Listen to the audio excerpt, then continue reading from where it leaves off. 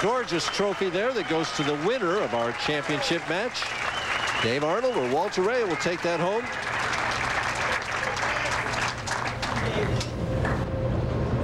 And Walter Ray again making Dave finish on his tougher of the two lanes, lane 30. You can see that difference, 8 strikes to 5.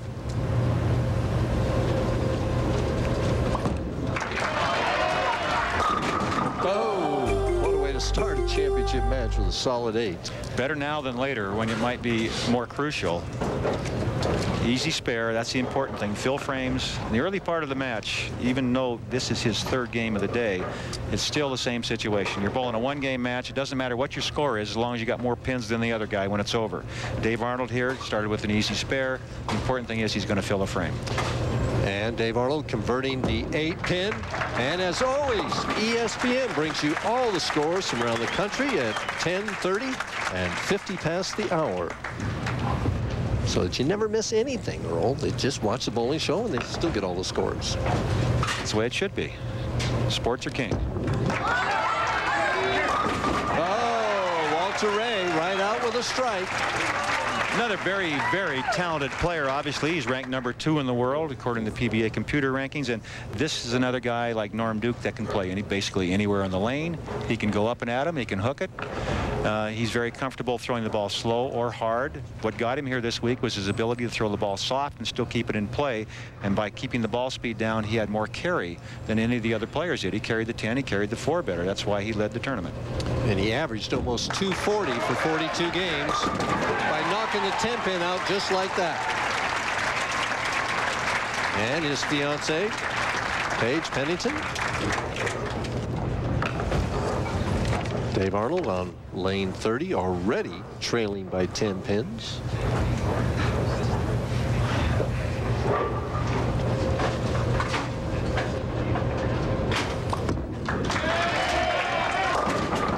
Well, that light hit carried that time. Those are the kind of hits you have to carry if you're going to be competitive in a championship match. You need a few breaks once in a while, and Dave needed that one to stay in this one early on with Walter Ray, because Walter Ray very capable of putting it right off the sheet.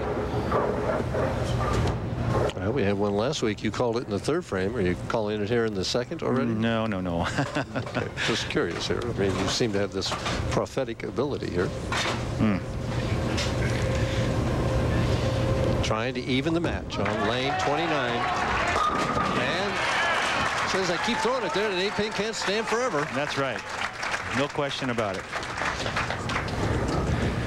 Now, if Walter Ray, you know, if he has to throw the ball harder, he starts losing carry power. So the key for him is to be able to keep the ball speed down and still keep the ball in the pocket area. And there's the 10-pin. There's the 10-pin. The harder he throws, the more the ball skids, the farther down the lane it gets before it goes into a roll. And here's a look at the style of one of the greatest players of all time, in my opinion, Walter Ray Williams Jr. You see him go to the foul line, and he has a tremendous sense and feel at the line. He can do things at the foul line that most players can't.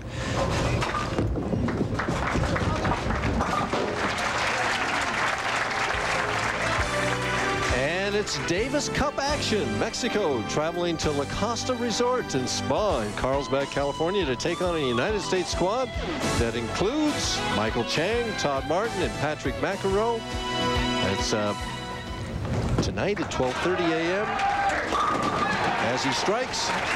Also Saturday at midnight, Sunday at 3 o'clock in the afternoon.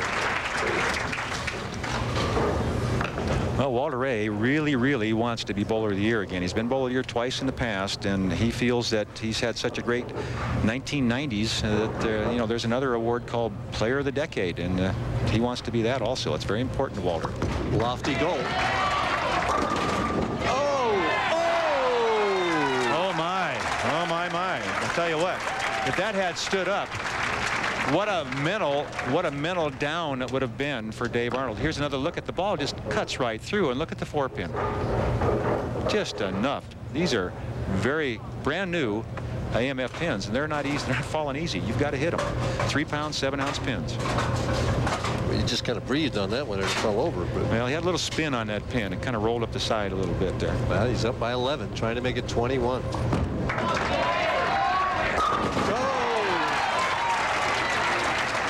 Walter Ray has his hands full, huh? We got a match. Well, we'll have a match if Walter can get a couple strikes here. Oh, he'll get some strikes. He may not get them early, but he'll definitely get them late. He never gives up either. He's one of those guys that never quits.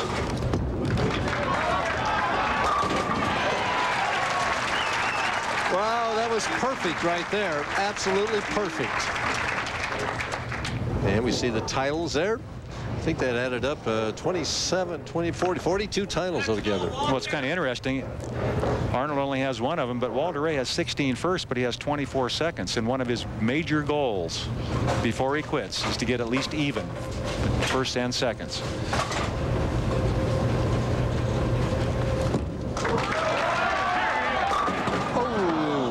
Even the match, and he leaves another 10-pin. Watching that 10-pin all the way down the lane on that ball. And Walter Ray has a microphone on also, and every once in a while he'll say something that is kind of interesting, but that one, it was just kind of a sigh of displeasure there. Obviously he was really happy with the release and the rotation, and right in the pocket area, just didn't get the 10.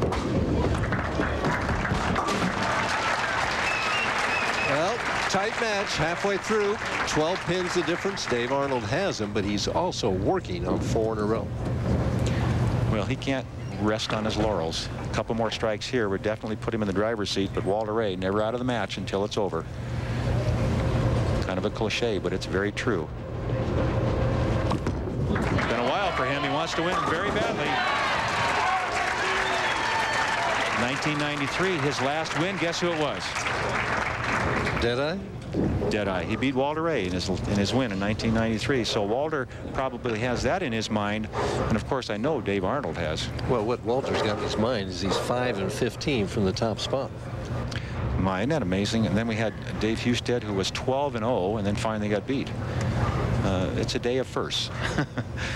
22 pins the difference. Arnold trying to make it 32 on his good lane. Shot leaves the 3-6. Left lane hooking a little more, and he got a little more on that one, got it in the dry area, and it hooked earlier. Walter Ray, a big sigh of relief, knows he's still in this hunt, still in the hunt to win this championship, and championships are what he lives for. Well, he's won enough of them in horseshoes. Sure has. 6-time world horseshoe pitching champion. Hey, ooh. That'll make your heart pump a little faster right there, I'll tell you what. 20 pins the difference. 7th frame the action. Walter Ray on lane 30. That'll even make your glasses fog up a little bit when you do something like that. I know, because I wear glasses when I bowl. Another look. And the light hit. Talk to Walter Ray about that 5 and 15 record from the top spot. Does it put more pressure on him or less?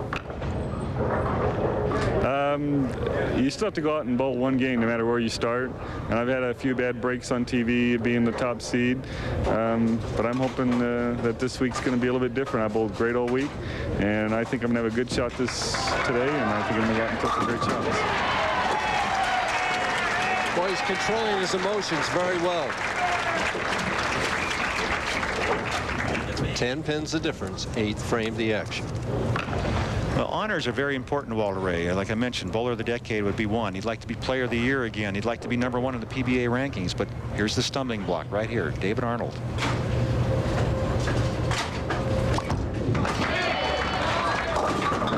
And happened to him several times on that right lane, the 2-4-5. He's made this spare every time. Boy, it's not the kind of spare you want to shoot this late in the match, championship match. When he made the bucket in the 10th frame, he crossed it over, and that was close to being an error. Very careful here. And he crosses it over again, but he gets it. Maintains a 7-pin lead, 2 frames to go.